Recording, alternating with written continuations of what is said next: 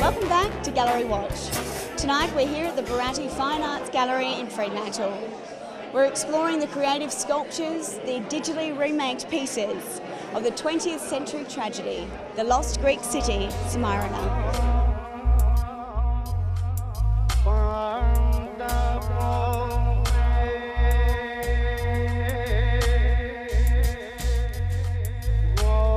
Tell me a little bit about your trip to Greece and how inspirational that was for you. Yeah, I went with a pretty open mind, but as an improviser, I was waiting to be inspired, and it certainly happened. You know, that's what it was amazing. The whole journey was quite cathartic, and I was fortunate enough to spend quite some time one-on-one with the opera singer that we employed to collaborate with us, Georgia Balabini. So her and I spent some hours together, just her and I learnt the melodies from Smyrna and the Rebecca on the saxophone, so before we actually played on stage. So for me to explore those modes was just wicked.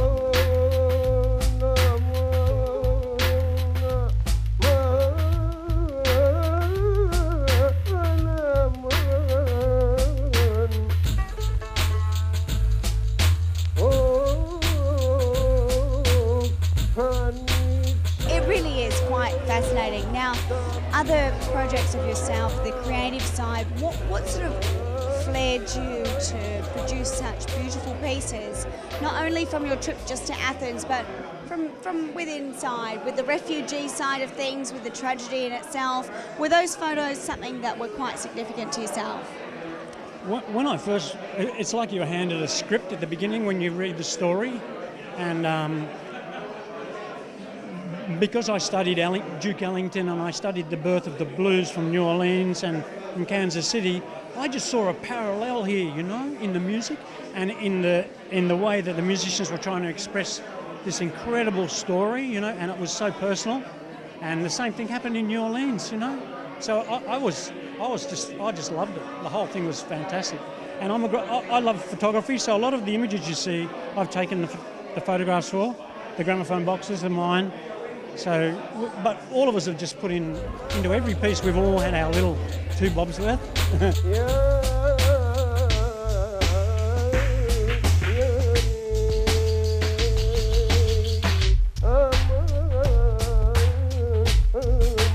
Amazing to see that those who usually express through lyrics and through words to make their gestures known from a heartfelt side of things, to see it through photography, to see it through art and the creative sculptures and digitally remade, I suppose, is one of the ways that we could use here. That in itself is quite inspiring.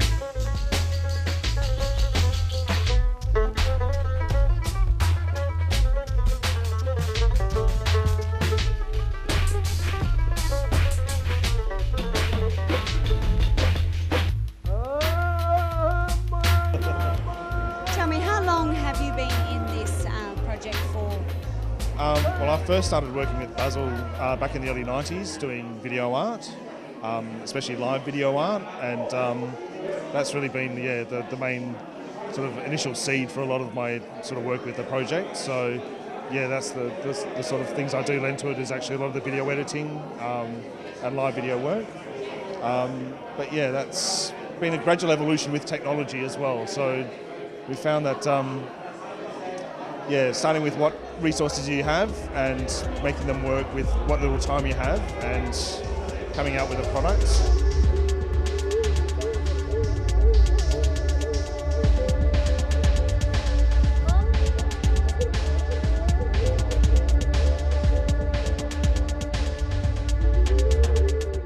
The piece behind me is also one of my favourites.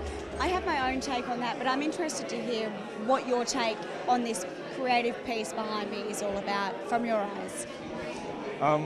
Well, the name itself is an epitaph, which occurs a lot in religious institutions. You'll find that if they had a saint in a church, they would actually have their coffin in the floor of the church, covered with glass. You can actually still see the remains.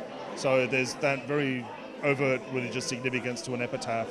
The contents being the smashed 78 records, alludes to the censorship that occurred with this music. People were actually in prison for playing this music.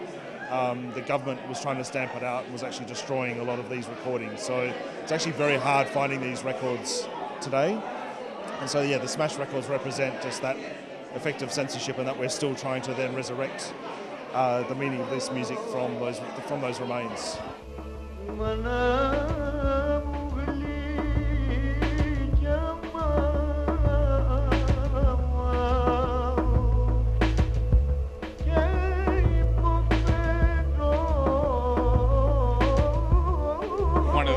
That prompted me to start working with Masonic from the outset was they just had a really unique take on their conception of new media and where new media is going, and it's a field that is generally underrepresented in Perth and in Western Australia, and possibly in Australian commercial galleries just generally.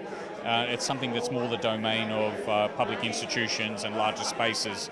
So the challenge was making a cohesive show that works within a commercial venue and is something that the general public can walk into and engage with immediately. And aside from being creative, thought-provoking artists in their own right, they're just fantastic musicians, and they've just got such an understanding of the musical language.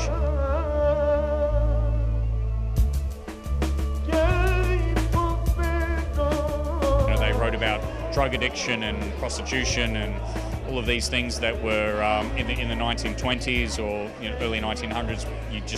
You don't do that with art, and so there was that immediate sort of censorship of the artistic process from the outset. So Masonic, the guys from Masonic just really jumped on that and found a really interesting way to interpret not just the that struggle of the artist to communicate, but also the struggle of the city itself, the sacking of Smyrna, the Great Fire of the 1920s that brought it to the ground.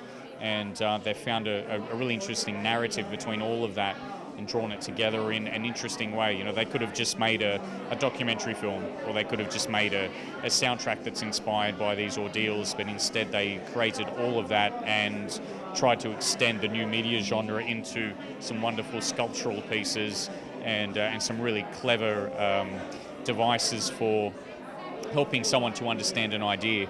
I've always believed that a great artist shows you something you can't see for yourself, and they can't always do that with just one concept. So these guys are using sound, video, sculpture, the tactile elements of art as well.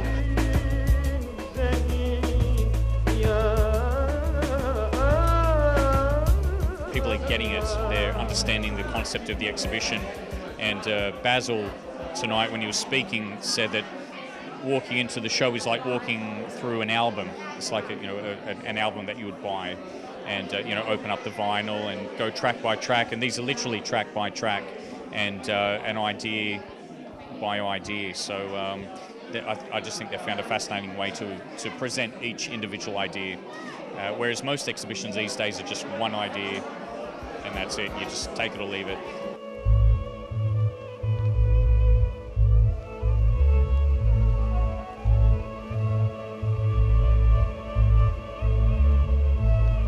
It's just a beautifully layered, beautifully composed body of work. So it's been a joy to work with.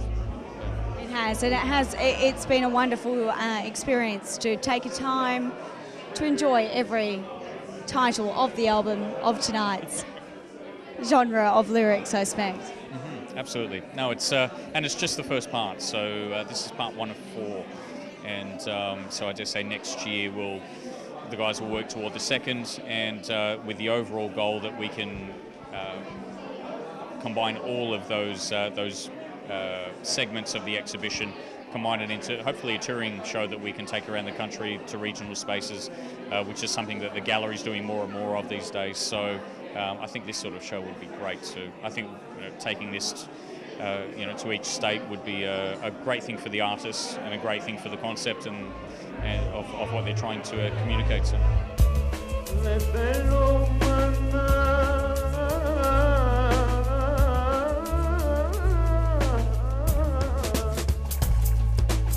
What inspired you to come here tonight? Friends some of the artists, so wanted to come by and support them, so yeah. Fantastic. Now, yourself, have you been to Athens? Is there some tie there, or it's all by word of mouth? All by word of mouth, yeah. No, but the room's come up beautifully tonight, so I'm really proud of all of them.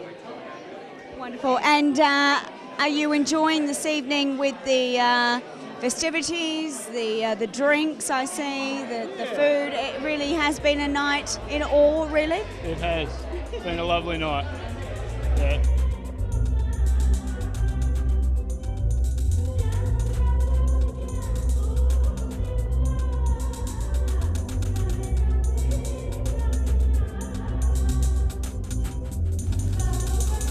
Some of the new media artwork here has been really good, especially to do with the stuff at the back there, with the screens. It's been really good, yeah. I love things that sort of touch more than one sense, so I've loved the phone, so you can, talk and then visualise as well. I love a coffin. I don't know why, I just love a glass coffin, yeah. I wouldn't say there's anything that I don't like. I think this is fantastic, it's a unique way of breaking down something traditional and turning it into visual, oral and everything, yeah. I think it's really good. The Masonic exhibition is a multidisciplined, multi-musician, audio-visual performance, exploring improvised, composed and visually constructed musical forms through video collage, audio deconstruction and reinterpretation of old and new media narratives. I'm Lisa Randa, Barani Fine Arts in Fremantle. Thank you for watching Gallery Watch.